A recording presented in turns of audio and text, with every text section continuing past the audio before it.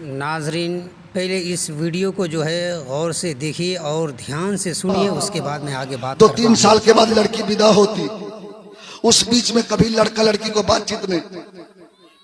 आजकल जैसे ही लड़का को पता चल जाए बात हो गई, लड़की को पता चल जाए बात हो गई, रातों रात नंबर पहुंच जाता और रात में फोन करेगा, हेलो मेरी जान, मेरी लड्डू, मेरी रसमलाई, मेरी गुलगुल्ला। अबे यार, अभी तो बात करना हराम है। जी अभी तो गैर महरम है, अभी तो बात करना हराम है। तेरी लड्डू रसमलाई कहाँ हो गई? दोस्तों, आपने सुना और पूरी वीडियो को देखा। क्या हमारे मजहब